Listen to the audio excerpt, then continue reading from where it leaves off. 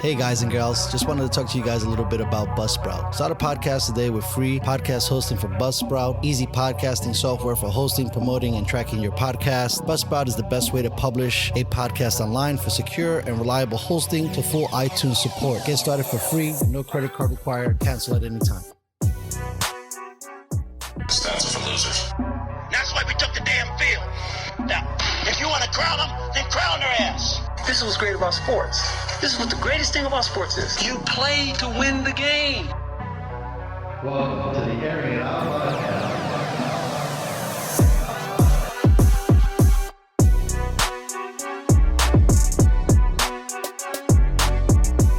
Ladies and gentlemen, welcome back to the Airing It Out podcast live. I am Dustin Marion. He is Hollow Clutch.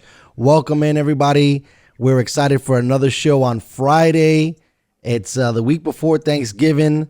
I'm sure everybody's excited, but apparently you can't be that excited because there's some rules now. Hello, Hollow. How are you doing? How was your week? So far, so good. It was a little hectic. I built a new PC. Oh yeah. Talk to me a little bit about this. You built a PC. Okay. So what do we get this time? We got like lots of sparks and glitter and lights and. Oh, you went the RBG and all that stuff? Yeah, I went RBG, the route where it's like just lights everywhere. That's dope. And I'm in love. Tomorrow I'm just got to do a little more cable management. My friend's going to come over and help me with it a little bit because that's where I suck. So he's going to help me with that. But so far, so good. It's been a good week. Can't complain. It's getting really cold in New York. Did you get a liquid cooler? Yes, I did. How much did that set you back? 2 bills? 300. Damn. And I got the insurance, so 330. Shit. I know. I'm right now. It's so funny. I'm using a laptop to do too much stuff, and I'm like ready to buy my computer. And last night I was trying to do some stuff, and I thought my computer was gonna take a shit, and I was like, no, please don't do this. This is gonna die on you right now. Well, I mean, I've been really doing a lot of things with a fucking small ass laptop for 9 months. I think I got the most out of it. I think it's time to do a little bit of an upgrade. Especially since now the fans are starting to grow and people are starting to listen to the message and enjoy what we're putting down. I mean, you're not wrong. Right. And, talking about that stuff, we got some interesting topics today. It was a busy week. It seems like it's been a busy month. November didn't disappoint. I know. I think people are just getting crazy because people are reaching their limit with COVID and. Yes. Holidays are around the corner, and then you got PlayStation, you got Xbox, you got Black Friday, you got Thanksgiving. You can't hang out with people. You got family coming. I mean, Christmas is right around the corner. They're about to cut off unemployment after the holidays, but everybody's gonna spend like they got money on the reserve. Yeah, I mean, it's gonna be really crazy to see the holiday shopping season. It's and that's crazy to me because I talked to my girl about it, and I'm like, because we were driving around, and it's like. I think we went somewhere to get something. It was like, we went to my friend's house. We went to go see Emmanuel in his girl's crib, and they live in Harlem, but like more up, like 145th, not Harlem, but like Spanish Harlem. Yeah, so like we go there, and it's like bumper to bumper, double parked cars. There's no spots, and I'm like, how do people got all these cars, and people say they got no money, like. Why are there not less cars in the street? You know what I'm saying? Like, no, I get why are there not less people driving around in New York? Like, it's traffic is the kind of back to normal in New York. Oh, is it really? Yeah, like bumper to bumper, an hour and a half, like 2-hour traffic, and it's like, sheesh. Imagine the people who going to work or people. I feel like even before COVID really affected people, there's so many people out there that live above their means. You know what I mean? And just because the credit will get it doesn't mean you should get it. You know what I mean? And I think that, especially in New York City, they should have like an incentive that if every household has one car, you get like a tax break or something. Because it's kind of crazy that there's like, let's say one family and one family has like 3 cars per home, right? That's a lot of whips that you got to be parking. And then, New York is huge, but at the same token, it's kind of the problem all over the United States where parking is an issue, right? And they don't really build structures to accommodate. Well, especially New York City is just horrendous for the structures of the way they built it. Yeah, here too. In California, they don't even know how to do it, and we have space. You know what I mean? It's just baffling. I'm like, instead of making another building, why don't you just condemn the building and just make it a parking lot? Something? Yeah, and then just charge people rent. But like, yo, $200 a month to park here all Because month. in Cali is a little weird. Like being the burbs here, like the parking spots are like 17 feet for a car, but then there's like 4 spots on the block. 17 feet where you could fit like 9 cars. Yeah, I mean, over here it's a little different. But yeah, pretty much. I mean, like when you go to the cities, it's really hard because like everybody's parked on the street. But yeah, I don't know. Hopefully everybody's driving Teslas in a few years so that maybe all of that stuff, because that can't be good for the environment, all of these fucking cars, and we just continue to buy more and more cars. Well, I forgot what it was. I think Alex Jones was on Rogan, and he was talking about how you waste more, you affect the environment more with an electric car than with a fossil fuel car.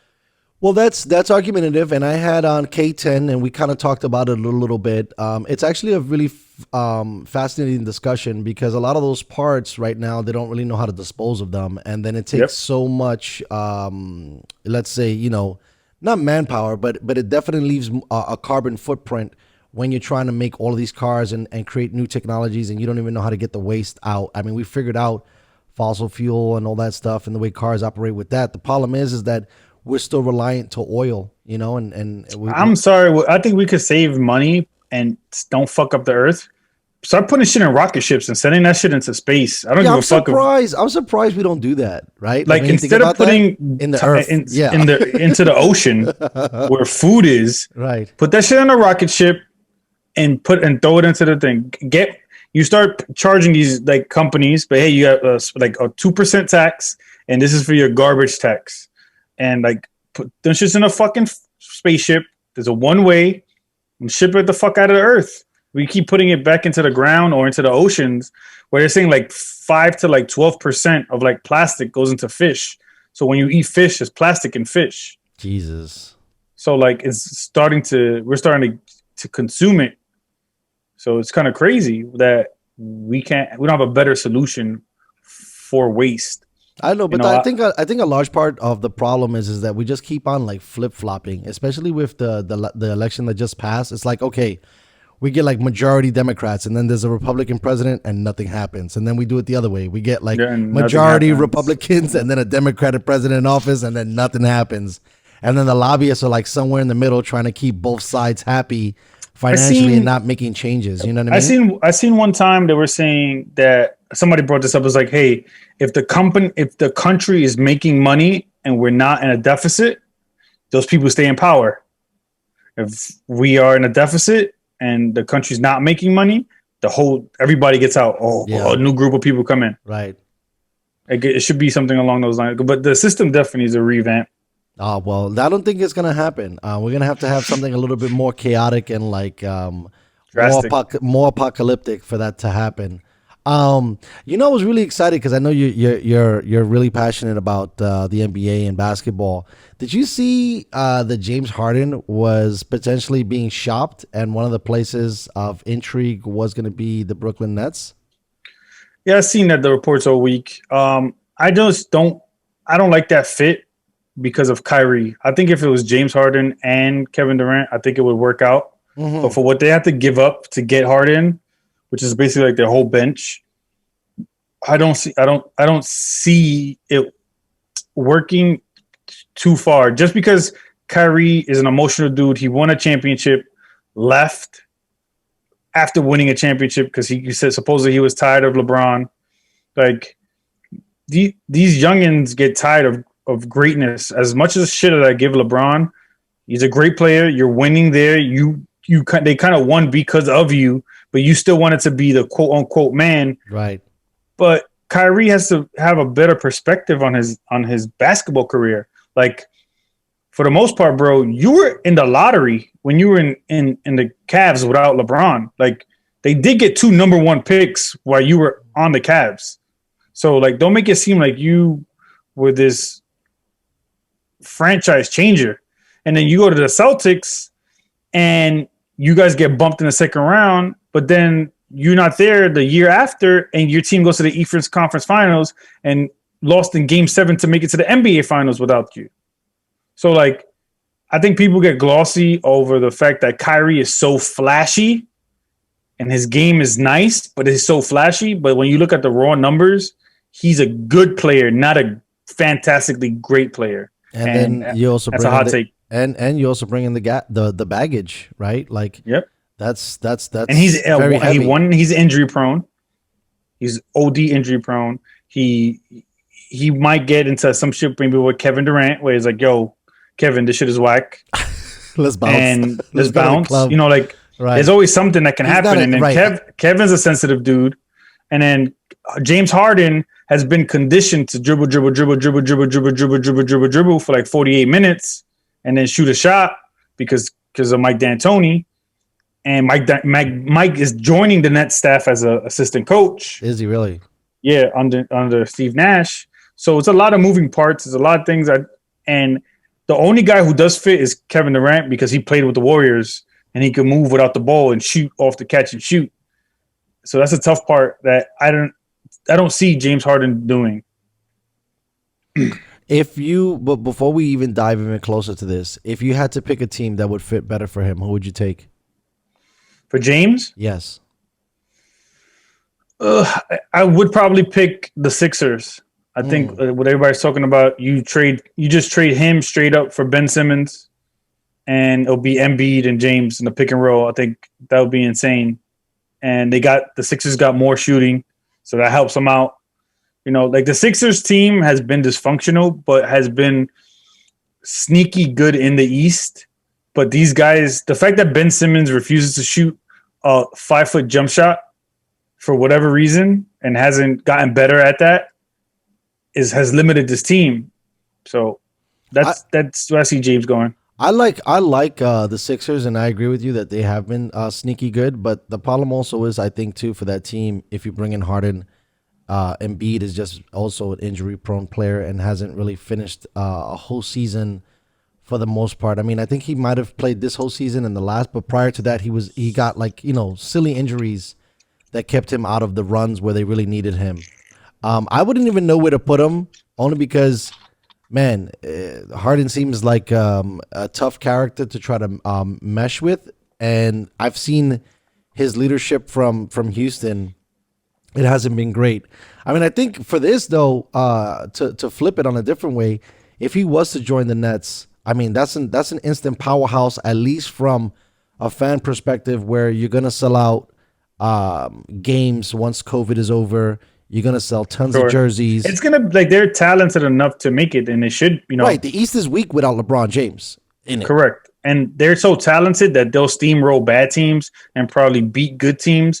But when it comes to the great teams, I don't see them, if they give up what they're going supposedly reportedly give up, like Karis LeVert, Spencer Dinwiddie, Jared Allen, like those are the three core pieces of what make the Nets good. Because the Nets made it to the playoffs last year, and that's without Kyrie and KD. And they were playing decent in the bubble. Was that due to the fact of the shortened season, or were they already playing? No, they were making it. They were making it the playoffs regardless. I mean, that's a lot. For the most part, the East was locked. It was only the West that they had to fight for the last two playoff spots. Okay. So where were they finishing? Where was their seeding? I think they were like the 6th seed or 7th seed. That's still pretty good. I mean, for a team that has nothing. Exactly. Well, like I said, Karis LeVert is good. Spencer Dinwiddie is good. Sure. Like for guys who are not big names. Right. That's what I'm saying. Without superstars, they're good. Yeah, they were good. Like Spencer, Karis LeVert was scoring 30 a game, like in the playoffs. Wow. Like he was balling. Wow. But it's like everybody's waiting for Kevin Durant and Kyrie. So I don't know what they're gonna do. I just I'd rather see if they were to get Serge Ibaka, I think that would fit them better. He's a big man who spaces the floor. Now you have him, so you'll have Kyrie at the 1. You could put anybody at the 2, KD at the 3, Serge at the 4, and DeAndre Jordan at the 5. So they got 2 shot blocking big men, and one of your big men could shoot threes, which is Serge Ibaka. You could put him at any one of the corners. So that's what I would do. Or I would put Kyrie and this guy in the pick and roll, DeAndre Jordan. So, but I don't know what they're gonna do. Let me play a little devil's advocate with that lineup that you're talking about. If Kyrie's a little injury prone and KD hasn't been healthy in the last few years, would Serge Ibaka be a player that you would want to get, knowing that there's a potential that those two players might not be available when you have a guy like Harden who pretty much can score? I mean, Harden's really his bad knock, besides him not being able to do that much without the ball, and he's not the greatest leader during the playoffs. Regular season, homeboy's a beast. So, I mean, for sure. If you have a regular season animal, that's going to help you out immensely. And, I mean, in your opinion, not saying that the Nets are that dangerous, but who's dangerous in the East? Celtics? And besides Celtics, is it a cliff or is there other teams? I mean, you might argue Bucks, the Sixers and the Bucks, right? But the fact that the Bucks just lost Bogdanovich, that was a big blow to them. I'm not signing him. I don't think Giannis stays. I wouldn't either if I was him. No offense to Milwaukee. I love you guys. You guys make great beer. But I mean, I'm Giannis. I'm the second best player on the planet in the sense of size and notoriety and what I deliver. You got to go to a huge market. I mean, if I was representing him as my client, I don't even know how you market him. I mean, he does great commercials and stuff like that, but I'm like, who's coming to Milwaukee to help me? Right. And like, that's not a place that nobody. Right. Fucking free agents are not lining up to head to Milwaukee. Milwaukee's cold as fuck during the winter. And his issue is that he just needs to get better at shooting. Like some of these guys, like, I feel like guys lose the perspective on what, like, you're so talented. You're a talented basketball player and you should be in the gym shooting 5,000 make threes or 5,000 make jump shots before you even fucking leave the gym. Like, you're talking about if you were like one of the best players on the planet and you still can't shoot a jump shot and you fizzled out on the last two playoffs, which is Giannis, you got to develop that part of your game, and he still hasn't developed that part of his game. I also think that there's nobody on his team, and this might be a hot take, but I don't think there's nobody on his team to push him to the next level. I don't even know if the coaching staff there is going to be phenomenal enough to be. That's why I think he needs to go to a more competitive team. You know what I mean? Where there's other players that are better than him or challenging him for the number one spot, and not so much as a positional player, but more so like in the sense of, you know, fame and all that other stuff. And so maybe it might potentially lead him to elevate his game. I think he's good, but we might be asking too much from him as well, right? Like, I think that you might need a 1A. Right. Yeah, exactly. Like, I thought the Warriors were going to try to give the number 2 pick to and Milwaukee. and maybe Draymond for him. And maybe a couple more future first round picks, the Warriors, because I don't think he's staying, and I think he needed to team up with Steph, because like if it's him and Steph, game over. They won the championship. Yeah, game over. They win a championship. Now, what if you're the Clippers? Would you want to try to get Giannis? It'll be the way they work it is not going to be functional. He would have to play the center on the team, which would be a possibility. Gotcha. That's how they would have to run it. Right. He wouldn't, because he's so big. Yeah, he's so big. And the issue there is you got Paul George, who just folds in the playoffs too. So that's what I'm saying. Like, if you get a Paul George, like, I feel like some of these guys need to be like in the perfect mix that elevates their game. But I don't know. Sure. There's only so many teams, and if it's not, if you're not going to GS, like right now, it sounds so weird. It's like there's only a couple of teams that are going to make a playoff run, and it's like whether or not you want to jump on that bandwagon to go, right? Like, LA is going to be on it all the time. I think the Clippers, maybe you can say argumentatively they're going to be there every year. Golden State, so that's 3 big teams in California. But I mean, outside of that, would he flourish if he went to the Celtics? Maybe, because a lot of those guys they need to dribble and shoot. A lot of those guys on the Celtics. Gotcha. So like Jason Tatum, he's good, but he has to dribble and shoot up. Jaylen Brown, he catches, shoots from the corner, but again, he has to create. I think the perfect spot, if he doesn't go to Golden State, which I think it will be the ideal place for him to go, would probably be the Mavericks, because you got Kristaps, he could shoot, and Doncic shoots, and then they got shooters all around him with Tim Hardaway, and then he'll just be the guy in the middle.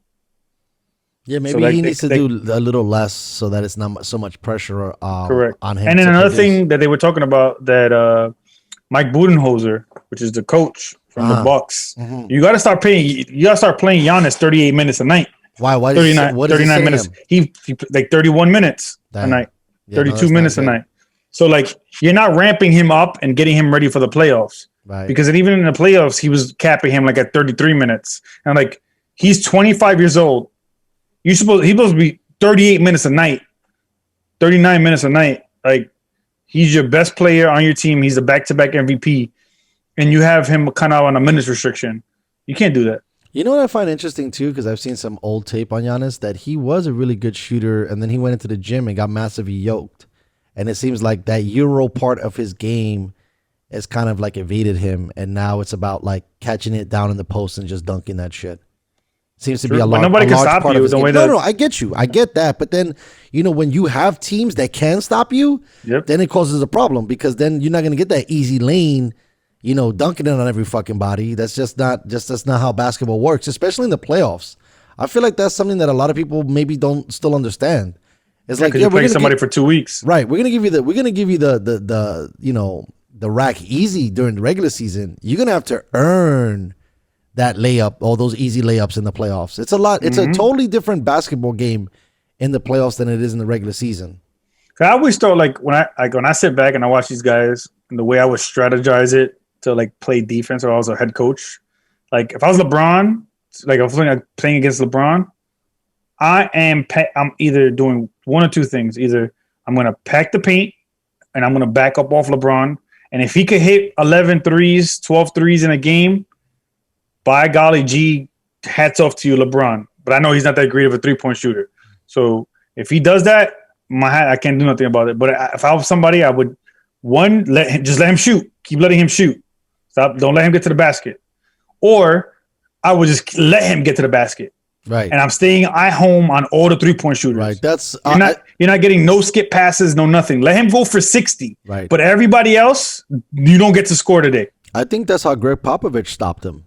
He just let him go off, and then they just stopped all the other bummies on the team. That's it. You know what I mean? You guys do the first when they swept him when he was young. Yeah. He backed the ball from let him shoot. Yep. He just let him do his thing. Just let shoot. You have to shoot. And then he got a little bit of the jump shot, and then he was like, all right, we're going to just stay at home. Everybody stay at home, and if LeBron goes off, LeBron goes off. And that's how I would guard LeBron. Now, if I was James Harden, I would do the same exact thing. Everybody stay home. Don't give up any corner threes, no wing threes, nothing. Or you just let Harden shoot too. Because Harden, for as many points as he does put up, his 3-point percentage isn't that great. Like it's not like what you think it would be. Right. He's like 36, 37%, which is an okay 3-point shooter. Right.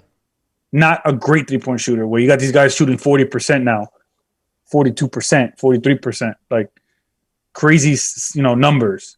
So I would do that. Let him dribble for 75 minutes, do a step back, and if he hits 15 of those, God bless him. But I'm not going to give him 25 free throws in a game. I'm just not going to keep letting that happen. I'll back up and let that happen. Or if I'm going to guard him up, I'm staying home on everybody else. You got to let him. If he's going to score 80 points, so be it. But everybody else is going to have 0 or 10 points. I also stop leaving people open. I think to bring up the late great Kobe Bryant, if people shoot themselves in and out of hot streaks, right? Then the best thing to do is to let someone just hold the ball the whole time, right? Because if the players are not getting shots off, then they're not getting in rhythm. So you could be a ball hog all day. 80 is not going to win the game. 120, 130 is going to win the game. So you're going to at least need to involve, from an offensive standpoint, one other person. And if that person is off, you can beat, I think, the team every week. You know what I mean? Exactly. As long as James Harden doesn't do a lot of movement without the basketball. So like you stay at home with him or stay at home with the shooters, he's fucked because he doesn't like to move without the ball and shoot off catch and shoot or cut back door. He doesn't do any of those things that they asked him to do in the Mike D'Antoni system.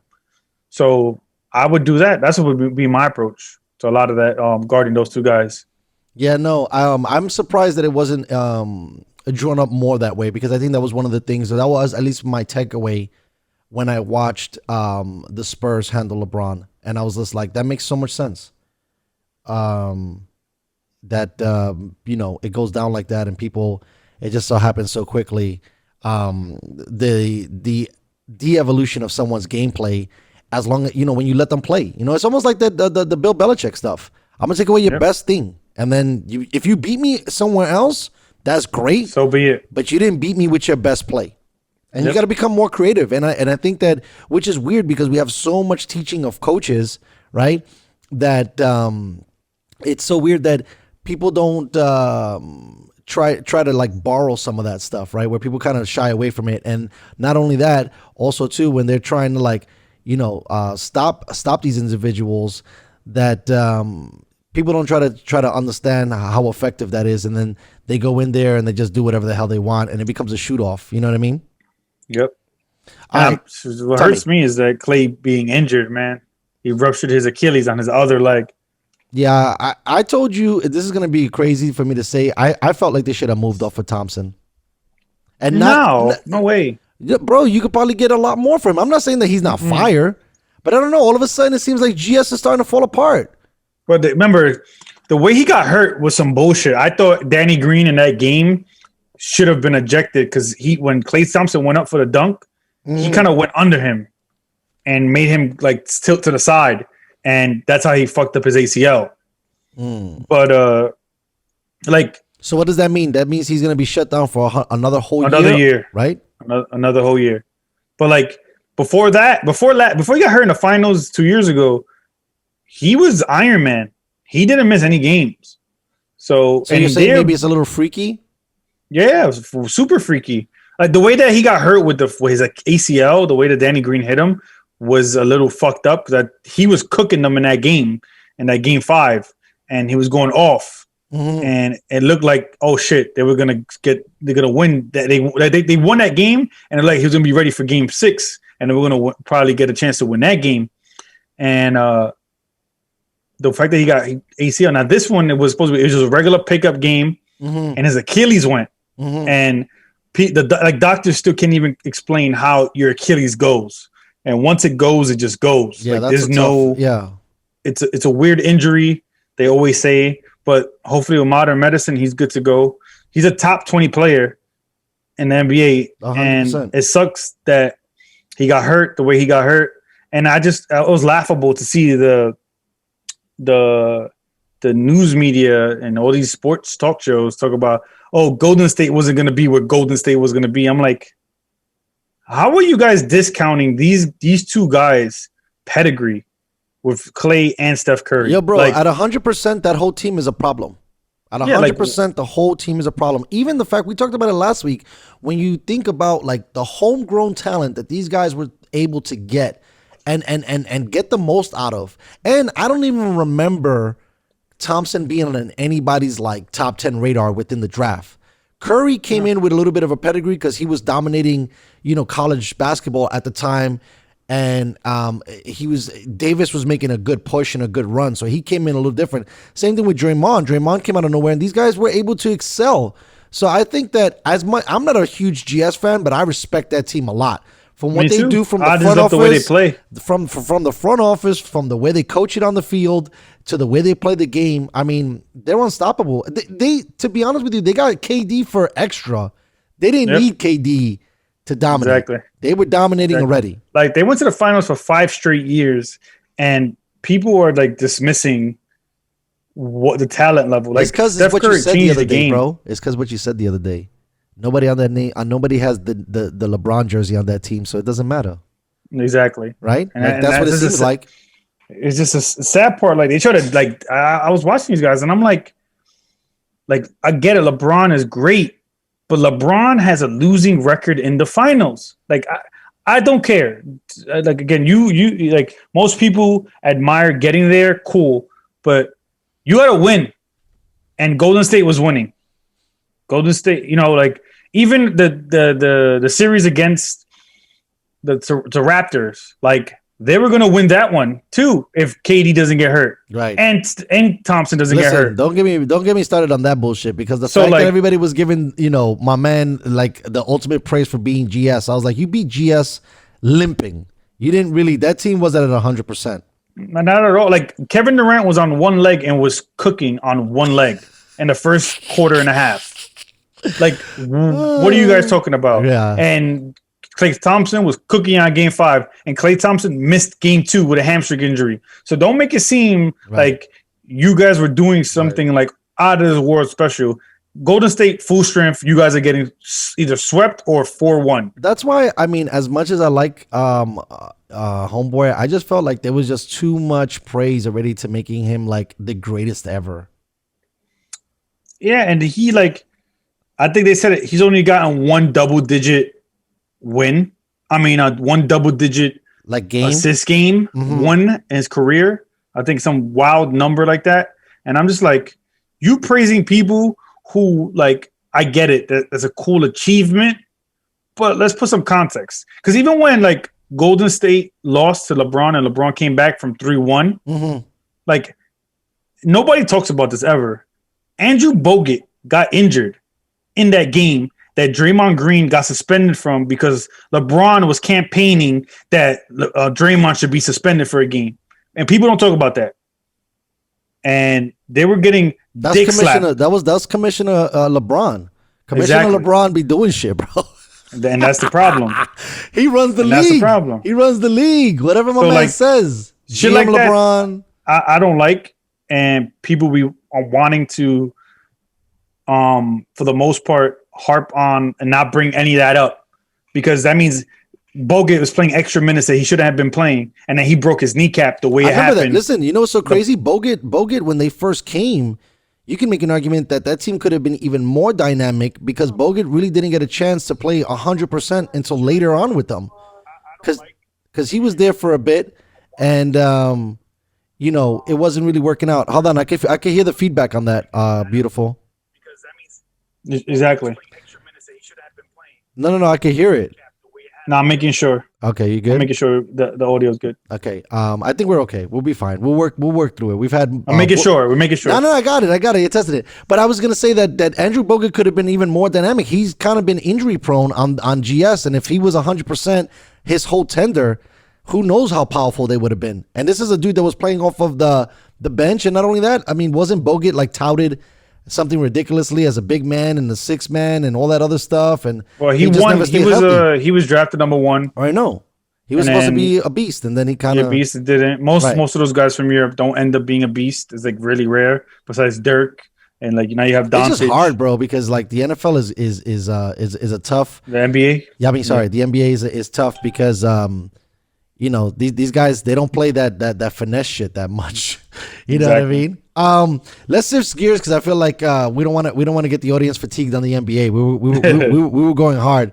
So we'll cap it with this. I think it would be interesting if Brooklyn takes him. I don't know how far or how dynamic they might be, but who knows? I mean, those are those are two guys who seem to enjoy the spotlight a little too much, and it might be dangerous to put them in one building.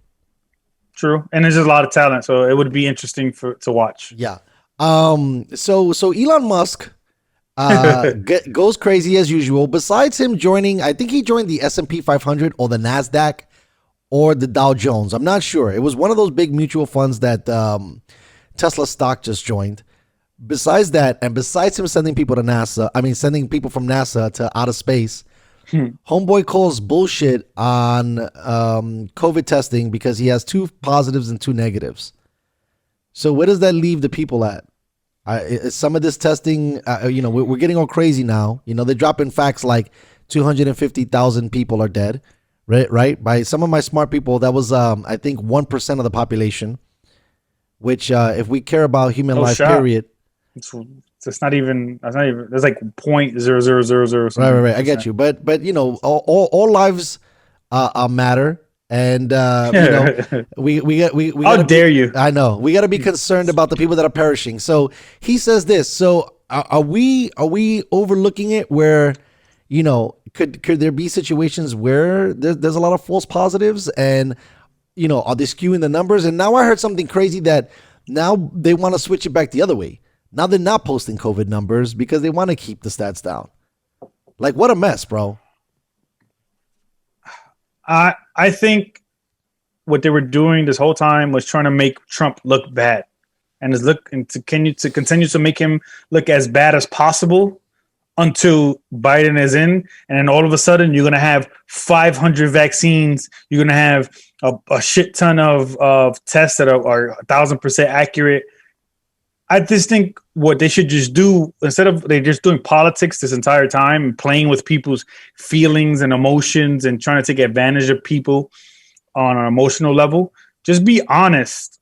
And if we be honest with what tests are 100% accurate, and those tests can prove that if a person does die from something, it is COVID directly because of COVID, then I'm okay with everything. But the fact that they're doing shit in certain ways, in certain manners for money, you can't trust the government right now, or trust any of these numbers, because even the CDC comes out and says like 16% of that 250,000 people who are recorded dead died directly because of COVID. So now, like, who are we believing? Like, what is it? Because again, people were dying. Like right now, if I were to just drop dead from a heart attack, right, and I would test positive for COVID, they said I died because of COVID. Right. But like, you can't report those numbers that way. Like, you have to report it. All right, I had COVID. COVID fucked me up. I had whatever. We got to find out what the exact correlated symptom is that kills people, and then report COVID that way. And that's the only way I can see us moving forward and actually predicting things. Is just, I think I harp on this last 2 episodes, is just being honest with the numbers and let the people decide what they want to do with their lives. Well, hopefully, now that Kamala Harris is the vice president of the United States, she talked about, my man Joe and his transparency plans to be more honest with the U.S. public. So we'll see how that transpires and how much stuff comes to light. It just sucks that I shouldn't say companies, but organizations like the CDC and the HWO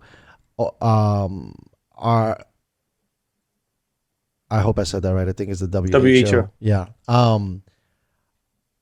Say one thing and then go back on it, and then go back forward on it, and then go backwards on it. But the issue, I don't have a problem with that, is because it's something that's new. No, like, I totally you have to keep updating with new information. Yes, I get it. But that's the problem, though, right? Like, it just makes it even more difficult, because something that was okay one week is not okay the other week, right? Yeah. And now segueing us into this, it's like, okay, so now states are starting to lock down again. COVID is on the rise again. From the little bit that I read, I didn't get too heavy on it, but we're not experiencing massive deaths, but we are again, putting pressure on the medical field, where hospital beds are being probably at full capacity. Physicians and medical personnel are probably working more hours than they normally are, and so now the cold comes. Your whole idea for UV light disappears at 4 o'clock. So, COVID is going to be popping. But the first thing they think about is re-shutting down indoor dining. And I don't know, for you guys, was bars already closed? Now that we're open here. Okay, right. So, and what are you guys? Are you guys going to start turning the clock back according to Blasio or Cuomo? Supposedly he was trying to impose the 10 o'clock on Thanksgiving. Mm-hmm. All the bars and restaurants have to close, but that got shut down by the courts. Really? Can't impose that. Yeah. Wow, that's awesome. But it's weird, because it's like bringing him up, Cuomo. Like, they got these weird ass fucking rules. Like, you're telling people who are with their own family, right, that you can't have more than 10 people in your crib. Like, get the fuck out of here. Like, you can't tell me how many people I can have in my crib. I could take the risk of whatever I want in my own home.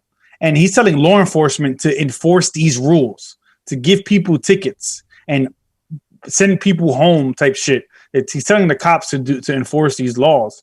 Like, what is wrong with you? Like, you're going to tell people not to sing in their own house? Like, you can't take that next step. You can't. You just can't. And if this like gets pushed through, because people are getting either agreeing or disagreeing on fear as opposed to logic, and it's a little scary if people are like, oh yeah, you shouldn't be singing, or yeah, that's fine, they can't come to my house. Like, you're gonna have those people out there who are gonna agree with this, and it's a scary step, because once you let that go, it's gonna be, what's the next thing? What if I say fuck the police or fuck Governor Cuomo or something like that? Are they gonna be allowed to come to my house and arrest me for saying something derogatory? like what are we going to sacrifice? You're talking about like the deterioration of our rights, and exactly, and we give away a little bit, and then once you give a little bit of rights, you never get those rights back. Yeah. They never say, "All right, we're going to go the opposite way now." Right. I just find it interesting that it's okay to fucking open up strip clubs, but not restaurants and bars, which is insane. Because you got all the politicians who go to the strip clubs. Well, not only that, I mean, look, Governor Newsom, we were just talking about it off air. He literally issues like a stay-at-home requirement. Yeah. And then homeboys at the club popping it off. Yeah. Right? And like if he would have said, I think Joe was talking about this, Joe Rogan, he was saying like if he would have said, hey, look, everybody on this list was tested, everybody was clean, and we went. But now if he does say that, all right, cool, I'm gonna have everybody tested and come to my house, or come test tested and come and go to work, which some companies are doing that. But you can't set that precedent and putting all these shits in place and then you go and do it yourself. So that's like the annoying part to this whole thing, where like you got to let people decide what they're going to do and what they want to do with their lives. You can't babysit grown-ass fucking adults. And they got to do a better job of that as leadership. Like, if I was running shit, if you're high risk, stay your ass home. If you decide to want to have people in your house, that's your own risk. And you have to be ready for whatever the repercussions come from that. But I can't tell you or what to do and what not to do when it comes to your own home, because you're not getting tax breaks for abiding by COVID lists. Like, you're not giving me a break on my energy bill. You're not giving me money towards food to decide what I'm going to do on my own crib. Like, you're not doing those things, so you can't impose those things on people. And that's what I say with that. It's crazy, man. This is a whole new planet that we're in, bro. And I get a little bit nervous only because it seems like the Democrats are really starting to push some really weird social agenda, and watching it happen in California is just getting crazy. And you know, our presidential elect is a Democrat, so it's going to be interesting to see how a lot of this stuff transpires into the 2021 year. I mean, I think what you said was kind of wild, that, you know, as soon as Trump's out, automatically everything's going to be, you know, great again, and it's going to be roses and everything's going to change around because these two cats are in the building. But we'll see. We'll keep monitoring it and talking shit about it. But it's crazy for the holidays that this is the way we got to have the holidays. Yep. But the one person I hope figures this out is Elon. I hope he does. I hope he goes. And what he does is gets all the tests that are out there for COVID that test negative and positive, and he does a test on which one is the best one that reports the best accuracy, because they need to do something like that. We need to have a standard one where, all right, Johnson & Johnson is the number one testing COVID kit, and this is 99.9% accurate. We can't have this guy getting 2 negative and 2 positive.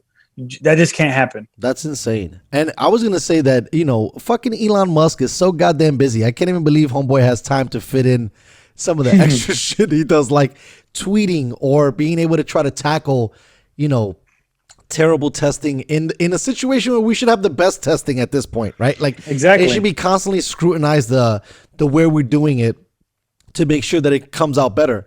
But yeah, we're a little bit against the clock today, because I want to keep us as tight and as ready as possible. Also, your boy has a couple other shows that he's lining up today.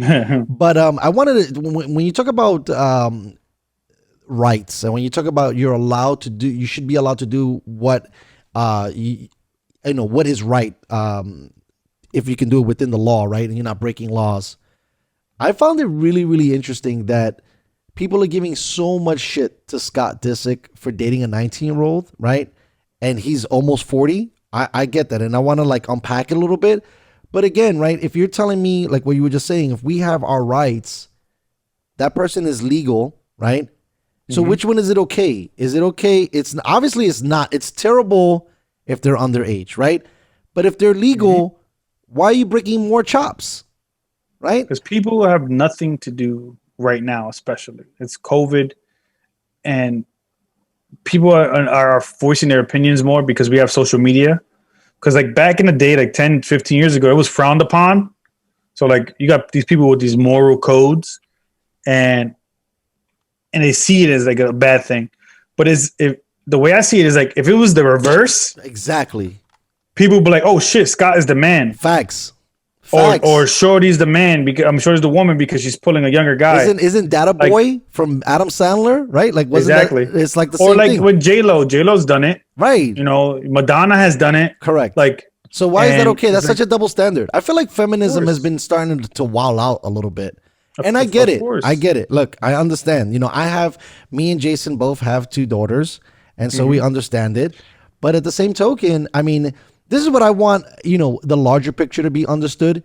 How come a guy can go fight in a war, right? But yet he can't buy cigarettes, can't buy booze, and it's looked frowned upon if a young lady who can also fight or join the military service at 18 is frowned upon if they date somebody 20 years older than them. Like, what does it matter? What does it matter? I don't know. People just want to worry about other people's lives, and it's a sad thing. And like my girl will tell you, she's like, "Yeah, you don't give a fuck about nobody," and I'm like, I just don't like. I know I'm a nice person to people, and I want to be treated the same. You know, I'll treat somebody nice if they treat me nice, vice versa.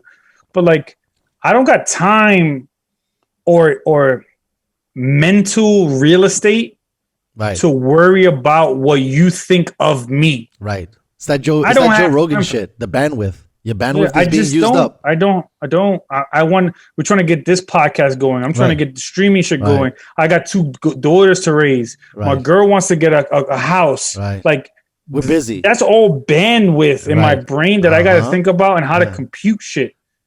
And then I'm going to worry about Jane in fucking in the supermarket saw me with I don't have a haircut, and she might think I look a certain way. So I have to no. Bro, that was yesterday for me, man. I had my head down to the grindstone so hard. I didn't even see the football game.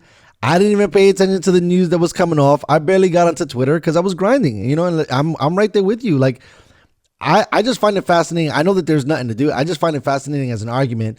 But I am there too. I'm just like, yo, who the fuck cares? Like, at the end of the day with Scott, like, if he's being respectful to her, right, and that's fine, then by all means, he should be doing whatever the fuck he wants to do. Also, the flip side of this, right? They're giving Scott all this shit. Why they're not giving Homegirl some shit? You know she's got to be fucking with him for a little bit of the image too, right? Like, Scott Disick is not some poor cat. Scott Disick is a millionaire. And I don't think he's stupid either. I'm pretty sure he knows what the fuck is going on. Yeah, exactly. Yeah, he's got a marketing strategy. He's probably got some shit. Like, he probably taking applications. Facts for this shit just to stay relevant. Like, I guarantee you that family doesn't do anything without. They're very tactical. Like, yes, I'm pretty sure Chris even hits him up like, "Yo, you gonna do this?" I think they have like a great relationship. And if I was him, I'd be talking to Chris all day long. By the way, I want to get Chris on the show. I think she's a genius entrepreneur. I mean, she is. However you want to slice it up or dice it up. The rumor is she put Kim's tape out there. Yeah, no. First of all, that is not the rumor. That is a fact. That's crazy. No, she didn't drop it. What happened was that this is the story that I kind of got into the thing. Long story short, somebody in Ray J's camp released it, right? Mm-hmm. And then she did damage control. So instead of the tape just being circulated out there, she was like, "Look, if you don't stop it, I'll sue you. But if you slide me some money, I'll leave it alone." And that's what happened. You know what I mean? Like, she basically let a porn company buy the rights. And then they did the money from that. And then they doubled it up. Exactly. She took him to the hospital, got her, some stuff. And then they just built the whole entire thing. Because it's really weird when you follow the chronological success of Kardashian. Paris was like way larger as a personality than her at the time. Yep. And then the tape comes out, and then it's like, "Bye, Paris." And then see you later, bitch. Kim goes to like another stratosphere that I don't even think Paris could have even gotten into. Nope. You know what I mean? Because, Kim is saving motherfuckers from prison and dealing with Donald Trump. So nobody talks about that. Right. That's another crazy situation that, you could say whatever you want. But Homegirl is like super influential, and they're constantly doing stuff. And then, you teach the kids how to do it. That's why I think it's effective, right? Like, let's say for you and me, we start to smash on this digital marketing thing. The first thing we should do is teach it to the kids, right? So that not that they got to be Instagram models, but they understand how to use the business, tools, the mechanics of everything, right? So that if they want to do something, they don't have to worry about traditional ways of getting a product or endorsing a product or putting goods or services out there. Because let me tell you something, bro. I follow I follow Chris on Instagram. That woman is no joke. Like, I wonder if she hires somebody, but a lot of her stories are from her phone. So homegirl is just like busy. She's on it. Yeah.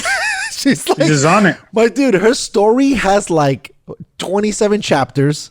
Then I swear to God, bro, it's like, when someone does it so many times, it's like a little dash. It's a little dash. She's got mad little dashes. On top of that, she posts every day regularly. And then, I think Instagram is her main format. So if you're only using one platform, I feel like your life is a little easier. It's when you're using multiple platforms that you just seem like an animal. Like, that's why I Gary just hope V all is the just people. unbelievable. I just hope if anybody takes away from that little soundbite, that little soliloquy we just went off on, is don't give a fuck about nobody. Just be nice to people. Don't harm people, but don't give a fuck what anybody thinks about you at all. Right, and just grind. keep pushing. Yeah, push your life. Just grind. Speaking about not giving a fuck and grinding, so I didn't get a chance because I was grinding yesterday. How good did Mr. Murray look last night with this Hail Murray? Did he throw any Hail Marys last night? The funny part, it was almost coming down to a similar scenario. To a Hail Mary throw, but they obviously didn't convert it. Right. But the kid is special, man. He's unbelievable, bro. The kid is special. And it was like Russell Wilson versus Russell Wilson last night, which was kind of crazy. Yeah. They almost similar heights. And it was just going back and forth. DK Metcalf dropped a big, wide open TD in the end zone to like extend the lead. Not good. He's starting to fold into like already like TO territory. I think he's okay. I just think it was a short week. He's an emotional dude, bro. So like, you could tell that, but he was fucking frying Patrick Peterson last night. Was he? Like, okay, good. He was fucking him up. He was cooking him because he didn't cook. Yeah. He didn't cook Ramsey last week. But they Ramsey were saying had him on smack. They were saying with that, it was that Russell Wilson didn't give him opportunities. I agree. I watched the game. That was one of the games of the week that I really, really watched, and I don't understand. There was a lot of plays that Russ didn't just stretch the field. You know what I mean? Didn't go to him. Right. He just looked at the underneath stuff. But that could also be that, after a while of being chased by a Donald, you start hearing footsteps. Sure. You know what I mean? And it's also, too, like, Jalen was on him, but, like, a lot of this film, like, DK was getting doubled. So, like... Where? Yesterday or last week? on the Rams against game? The Rams. Yeah, against the Rams game. Like, he was getting bracketed. So, like, when you got these DBs, like, yeah, I locked him up. Right. Like... You was double teaming, bro. Relax. Like, no, but you would say, because I was talking. Shout out to my man Uncle Salty. We were talking about. I was that Jalen Ramsey's like one of the last shutdown corners in the league, so he could probably talk shit if he wanted to, right? Yes and no, because remember he got cooked by Michael Gallup in Game 1 this year against the Cowboys, and they called a bullshit offensive pass interference. Really? That he was gonna lose the game. Wow. Like he flailed backwards and that was bullshit. Oh my God. So that's why you gotta like Stephen Gilmore, because Stephen Gilmore really is not like that. That's one of the guys who's like really really right. said like, I'm here and I'm here to stay. Like he's emerged Stephen Gilmore. Right. He totally was. But it's a little tough with DK because he's still young, and I just wish Russell would have gave him some options. Sure. Like gave him. I also think that the offensive coordinator is not thinking about the plays the way it should be played, right? Like, so for example, if we bring in the way they do it in the Bills offense, right? They use the smaller guys to stretch the field, not the bigger guys, right? And so like when you're trying to face inside, especially, and you're in the slot and you're the size of DK Metcalf, I mean, you're going to battle and you're probably going to win a lot of those battles. I feel like the way they draw it up in Seattle, they try to make everything else underneath, and then DK is the only deep threat. When they have other players on that team, you know what I mean? Especially with their other receiver, Lockett, who could stretch the field like nobody's business. Exactly. I feel like they haven't figured out a way to balance both of those dudes. They got to do a better job of being more creative when it comes to the playbook with Russ and this offense, where it's either Russ does everything or they run everything. There's no like They don't try to balance it. Like Russ yesterday only had 197 yards passing. That's crazy. So it wasn't like he was lighting it up. He just has some big deep passes, for 35 yards, 40 yards. But like everything else was underneath and short. But like you got to give your guys you got to give your playmakers a chance. Yes. Like it makes like that's what gets me mad when I watch all these other guys like Julio with Matt Ryan. Agreed. I watched Devontae Adams. Fucking this guy gets him the ball. Yeah, like he knows it. Double team, triple team. Yeah. I was just gonna bring him up. Right, same thing. We went with D-Hop. Yep. Triple team in the end zone. I'm throwing him the ball for the game. Like you got to give your playmakers the ball. Like no matter what, just give them the fucking ball. No, I agree. And you got these. It's frustrating.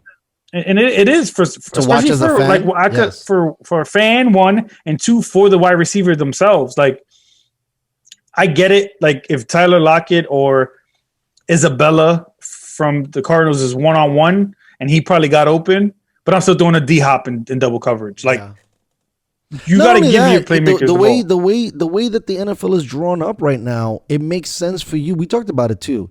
To be taking a shot down the field all the time because the chances of defensive PIT are very high. Yep. You know what I mean? So at least even if the guy doesn't catch the ball, it's almost like what you were saying. And it's funny now that you can make this comparison to the NBA, but it's almost like playing without the ball, like we were talking about in the NBA. It's like, even if I don't catch it, let me throw in his direction. Let me panic the DB and make the DB make a mistake, right? Because if you're constantly putting pressure on the defense, they're going to make a mistake. They're going to totally make a mistake. You know what I mean? And so like when you don't do that, you just make the defensive coordinator be like, fuck it, we're just going to keep dialing up blitzes because homeboy is either scared or is overly overthinking how to protect the ball. Because there's a part of that too, right? You don't want to keep turning it over. Because even like if you look at the Saints, like Kamar gets the ball, Michael Thomas gets the ball. Like they put these guys, their playmakers in situations. And I watched these like Julio had 6 touchdowns last year. Why does Julio Jones? Yeah, I don't understand that either. Top 5 wide receiver has 6 touchdowns in the season. Like he should be minimum 12. Not only that, 15. it's been like the history of the Falcons lately that homeboy doesn't even get a touchdown until like week 7, week 8, which means you're not even including him. Like, right? Look at Aaron Rodgers and Devontae Adams. Like Devontae Adams is getting targeted 12 to 15 times a game. Like even if he's double teamed or triple teamed, they're getting him the ball. You know what I think too? Because isn't Rodgers' coach from college just like recently removed? I believe he is. And his quarterback coach? No. The head coach. Okay. He's like, yeah. And the same thing with the coach from Arizona. I feel like as we start heading to more of coaches from the college level, they give the ball to the playmakers. Yeah, they're like, look, just fucking air the shit out and let's stop playing games and just keep getting into that dude because the likeliness of catching it was just unreal.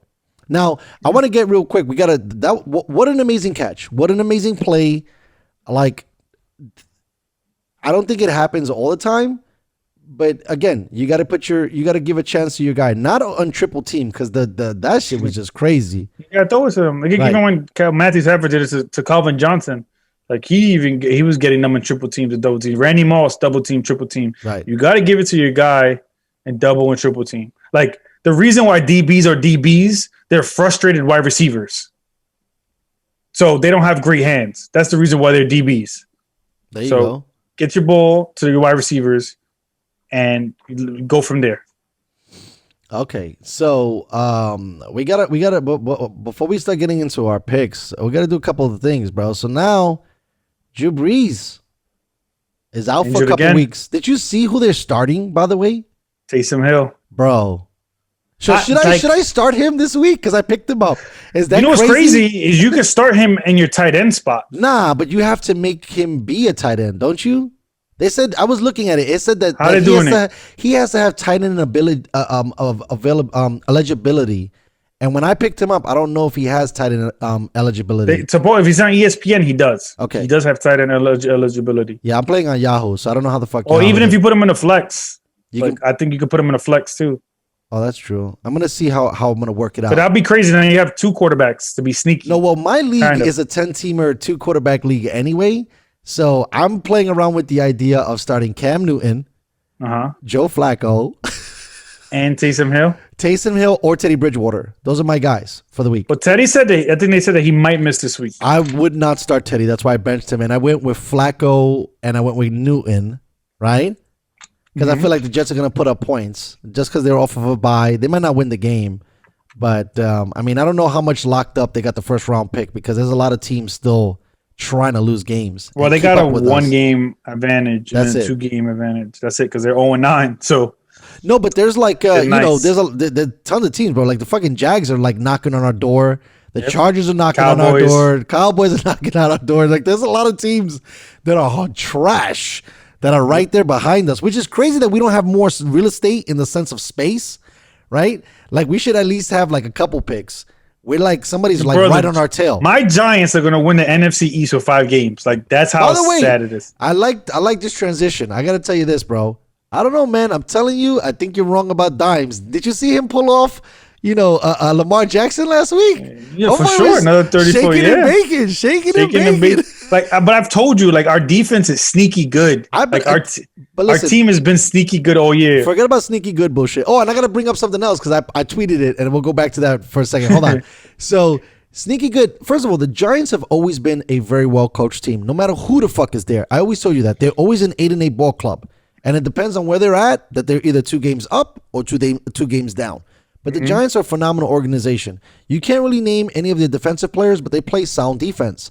I even like their offense. I think, to be honest with you, I told you this last week, they play better, apparently, without Saquon because the offensive line, in my opinion, is kind of built a little bit more for throwing the ball down the field. Now, that being said, how come your coach is punching people in the face, bro? What's happening over there? Yeah, I'm the coach. All right? What I say goes, fam. You just punching motherfuckers in the face? The O-line coach, you want to talk some shit? This is how team, watch this. Pat, fire, 2 on top of that. Hold that. Really? I'm going to bring somebody else in who I fuck with. Yeah, the O-line coach got fired. So he boxed him out and fired him. Yep. Damn, Joe Judge. Joe Judge is getting busy in the streets. I like it. I like what I'm seeing, man. I like what I'm seeing. You believe? Don't you think that's aggressive? He should have just fired him. Fuck it. He must have said something about my mom. You said something about my mama? Pit pat real quick. And then we move out. We move from there, man. I've seen Judge pretty pissed off on the sideline. That guy looks like somebody you don't want to fuck with. He looks like he could box. He looks good, man. He looks good. Our DBs are really good. I think we need a couple we need a couple of edge rushers, and we'll be set. I think our offense is good. I like our wide receiving core. They should go back to the way that Mr. Reese used to do it. Just fucking draft DNs until you have too many, right? And then draft like a lot of running backs and a lot of wide receivers, and that's it. You sign one guy here and one guy there, and you make a run. I think they should trade Saquon. Yes, we talked about it. But I wonder. I mean, I'd take him in a heartbeat. I think that maybe the Giants aren't the best fit for him. You know what I mean? I don't think the team is designed. I think we would have been solid if we would have took Quentin Nelson, man. Solid offensive line if we would have took him over. Yeah, that would have been great. But you know what though? Like Quentin Nelson, and I know you're gonna disagree with this take. He's just not a splashy pick, especially in New York. Nobody wants to fucking hear an offensive lineman. Being taken. But when that offensive lineman is fucking cousin, you're talking to the wrong guy. I got you. But the take shit! Wait, Danny Dimes has 45 touchdowns and 3 picks.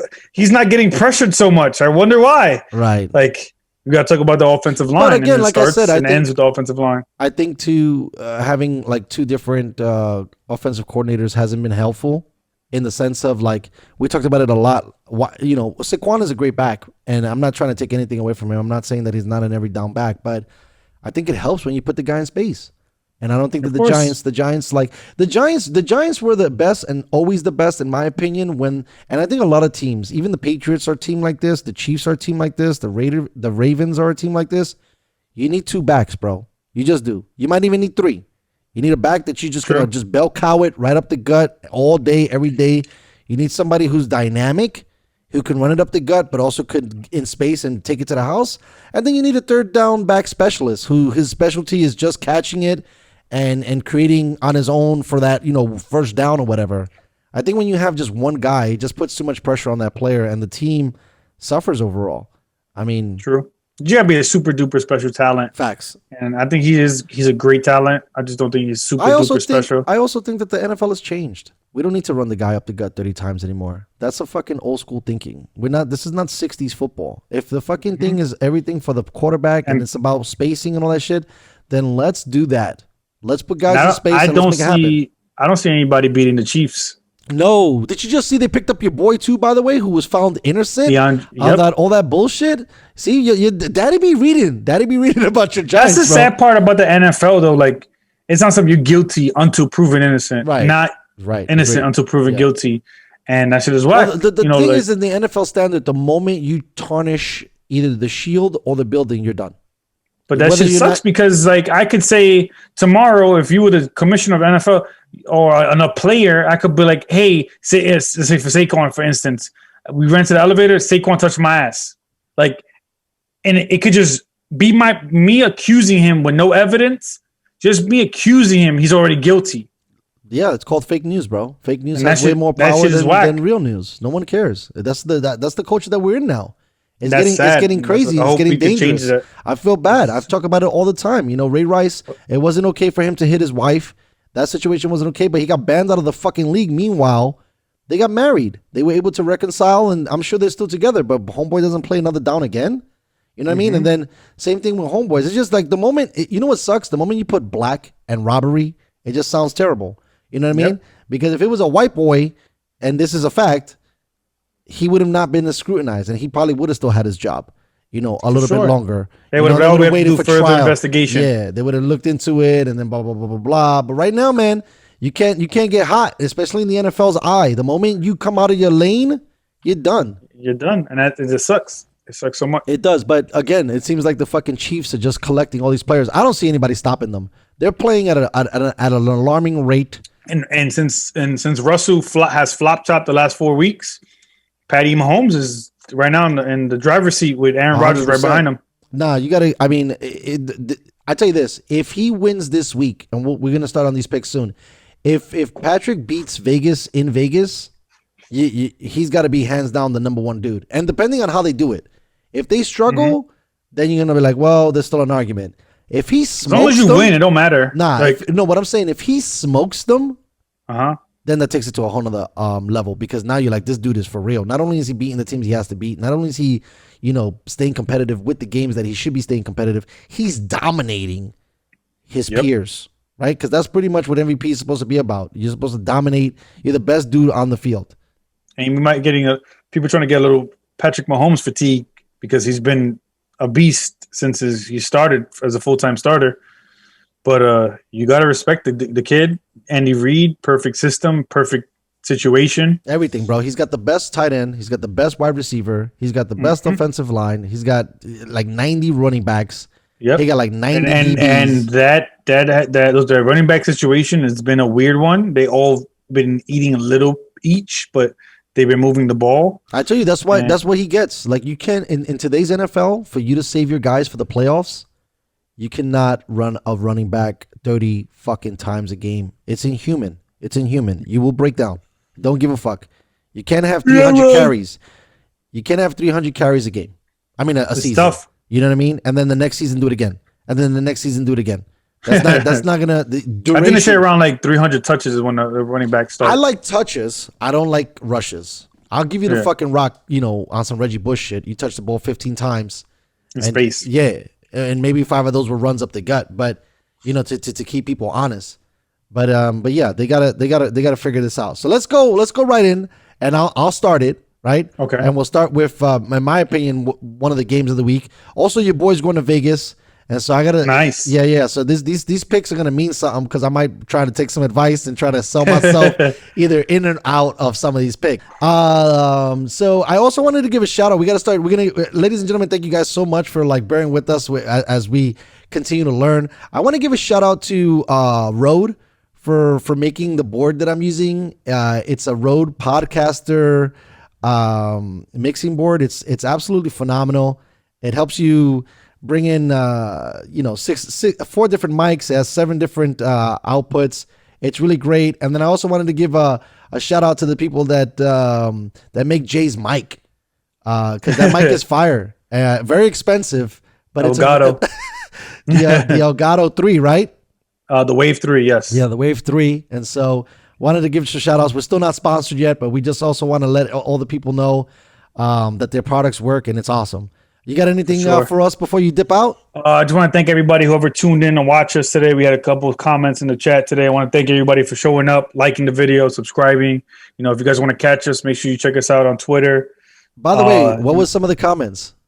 We had Ramsey is not a shutdown corner. Nice. Jerry Alexander, Jamal Dean. Somebody came in with Jesus Christ is coming back. Some wild shit. Nice. That's good. A couple guys saying yes, they agree to some of the stuff we were talking about. Okay, cool. Nothing crazy. You kept saying Saquon's name wrong, supposedly. Nice. That's what I love it. I think I call it Saquon, right? Yeah. So besides that, all right. I just want to say thank everybody for their time. Thank you guys so much. We appreciate y'all so much. All right, guys. Everybody have a good day.